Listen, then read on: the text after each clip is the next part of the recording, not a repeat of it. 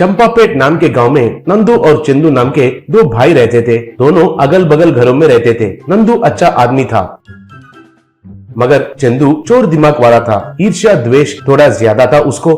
दोनों का शादी होकर बच्चे भी थे। नंदू को बेटी और बेटा था। दोनों बच्चे एक स्कूल में पढ़ रहे थे। नंदू और चंदू दोनों भाई अपने अपने खेत में खेती का काम करते थे। एक दिन स्कूल से आते समय नंदू के बच्चों को एक लॉरी ने ठकरा कर चला गया। दोनों जाकर कुछ पत्थर पर गिर गए थे।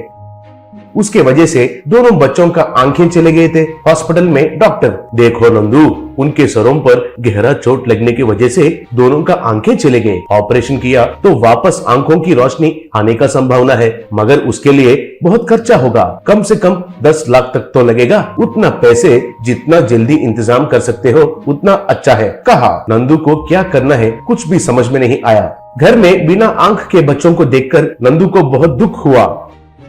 जाकर चंदू को मदद मांगा। तब चंदू, क्या तुम्हारा घर को गिरवी रखा तो 10 लाख नहीं मिलेगा कहकर मेरा घर को भी मिलाकर गिरवी रखोगे? वो पूछने के लिए आए हो? शर्म नहीं है क्या तुमको? पैसे नहीं दूंगा। उनका आंखें है तो क्या, नहीं तो क्या। जाओ रे यहाँ से, जाओ, कहा। उसके वजह से नंदू बहुत दुखी हो गया। एक दिन नंदू खेत जोत रहा था, तब हल में कुछ लगकर अटक गया। वो क्या है कहकर निकाल कर देखा तो वो एक पुराना बर्तन था। वो खोलकर देखा तो उसके अंदर एक कागज का टुकड़ा था।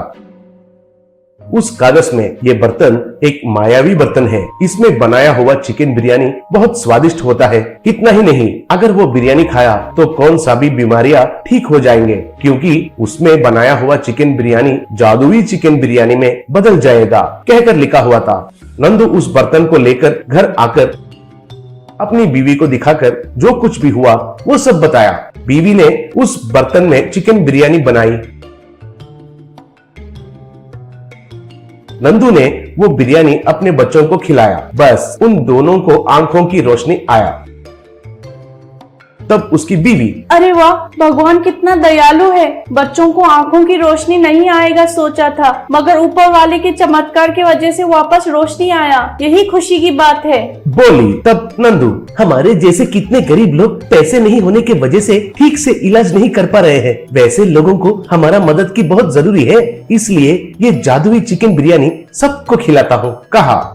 फिर उसने एक थैले के ऊपर बिरयानी का बर्तन को रखकर थैले पर जादुई चिकन बिरयानी नाम का एक बोर्ड लगाया। फिर उसको ढकेलते हुए गांव में जाकर, जादुई चिकन बिरयानी, जादुई चिकन बिरयानी, आइए बाबू, आइए, आइए माँ जी, आइए, जादुई चिकन बिरयानी, इसे खाएंगे तो कौन सा भी बीमारियां ठीक हो जाएंगे। गरीबों को मुफ्त है, बाकी लोग जितना होता है उतने पैसे इस हुंडी में डालिए। आइए बाबू, आइए, कहकर चिल्ला रहा था। फिर लोग आकर वो बिरयानी खाने लगे।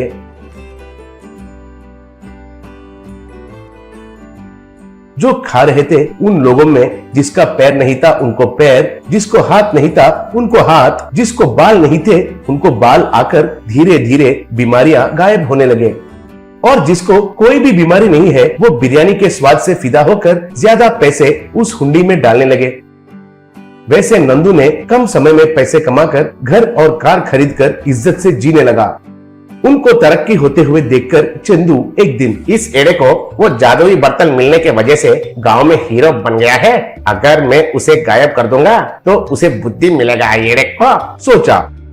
फिर वैसे ही रात को वो नंदू के घर में घुसकर उस जादुई बर्तन को चुरा लिया।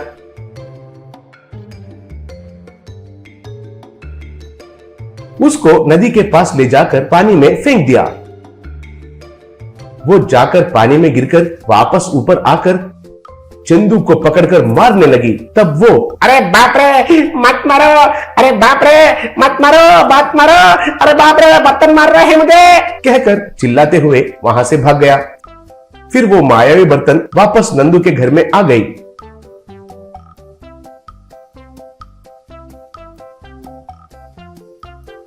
नंदू हमेशा की तरह